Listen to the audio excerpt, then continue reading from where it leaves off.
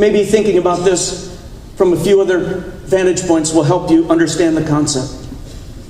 David, King David in the Old Testament, as in David and Goliath. He's a young man. His father tells him to take food to his older brothers. He gets to where his older brothers are. They're in the army. There's an enemy giant who's trash-talking the God of the Israelites every day. And the brothers are a little bit annoyed by it, but not all that much. David hears this heathen giant trash-talking the God he loves, and he looks around and he says, who's going to do something about this? People says he's 9 foot tall. Not me, not me, not me. And it drives David crazy. He can't stand it. And he finally gets to his Popeye moment and he goes, that's all I can stand. I can't stand no more. And just a little while later, he's running full speed with nothing but a slingshot and a smooth stone in his hand. Just raw passion. How rational was that act? Where was the business plan and the pro forma and all that?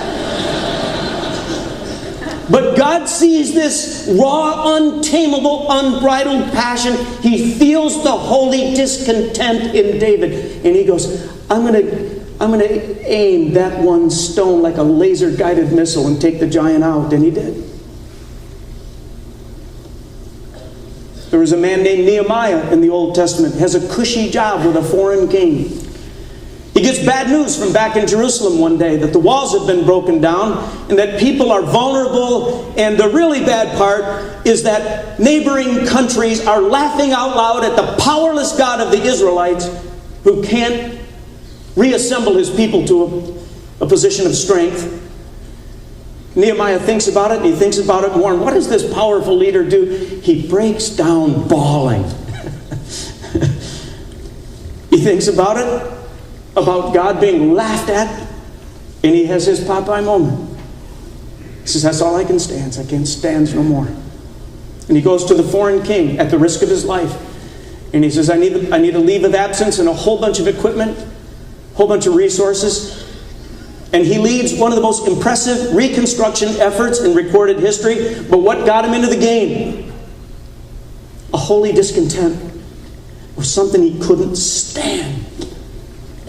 What can't you stand? I hope you know. Martin Luther King couldn't stand racial oppression as he saw it around him in the southern United States in the 50s and the 60s. He just couldn't stand the whites only sign on the drinking fountains and bathrooms and restaurant doors. He couldn't stand the fact that blacks were always pushed to the back of the bus or the back of the educational opportunity line or the back of the employment or housing opportunity lines. And finally, the holy discontent in him brought him to his Popeye moment where he said, that's all I can stand. I can't stand no more. He knew that his activism would probably cost him his life, and it did. But the holy discontent inside of him was wrecking him. He really didn't have a choice. I was on the World Vision board for 6 years. And the founder of World Vision was a business guy who would travel to the Far East, and he would see little children standing in long food lines, and sometimes in the midday sun, little kids would keel over, and they wouldn't just faint, they would keel over and they would die. And Bob Pierce would go and say, what is the matter? Why are these kids dying? And he learned that there was no food at the front of the food lines. And it wrecked him. He had his Popeye moment. That's all he could stand. He couldn't stand no more. So he goes back to Los Angeles and started meeting with all of his affluent business partners. And he said, we're going to do something. We're going to get food at the front of the food line if it kills me. And it almost did. But that's what birthed the vision of World Vision, which now feeds millions of children every day. Just look at my life for a minute. I was comfortably preparing to run our family business that my father had spent his whole life preparing for my brother and I to run. The only problem was, as I was growing up, I attended churches that were so unbelievably inward focused and self-absorbed Churches that didn't give a flying rip about people far from God. And as I was trying to stay focused on my business career and my business major in college, which was economics, and my minor, which was business administration, the holy discontentedness got the best of me. My dad wanted to invite a business friend who was just starting to get interested in God. He wanted to invite him to our little home church. And as a junior high kid, I pleaded with my dad, don't take him to our church. If he's got a spark of spiritual interest in his life, we will extinguish it in 60 minutes. Don't do it. When I was 17, I invited the wildest kid in my high school, at his request, to our church. It wrecked him. He never came back to a church to this day, but it wrecked me too. And the holy discontentedness continued to build until in my college years, under the tutelage of Dr. Belazikian, when he was teaching me about the potential of the church, I had my Popeye burning bush experience where God said, Bill, I'm going to take that firestorm of frustration about churches that don't care for people far from God. And I know how much it wrecks you, and I'm just going to harness that and use it because it wrecks me too. And before you know it, we were renting a movie theater in Palatine and selling tomatoes door to door to raise money for Sound and Lights.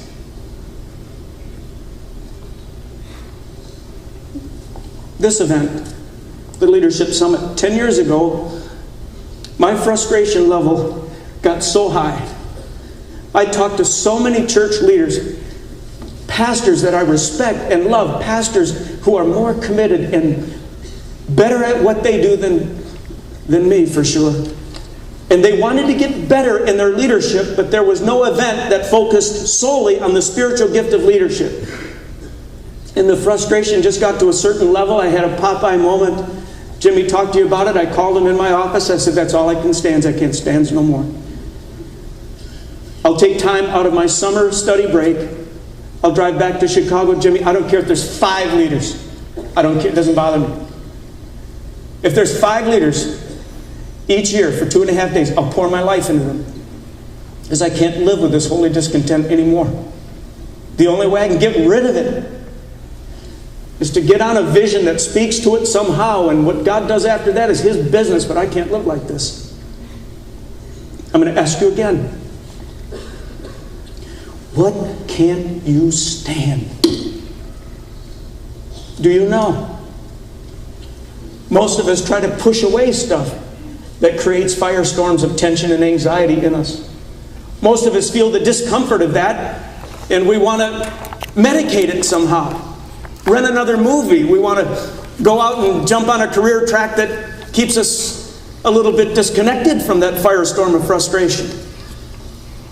But I want to tell you, one of the most important things you can do is to identify the answer to the question, what is it that you can't stand? Is it injustice of some kind? When you're around extreme poverty, does it wreck you? When you see racist behaviors and the effects of prejudice, does it do something inside of you? When you see homelessness, when you see abused children, when you see AIDS,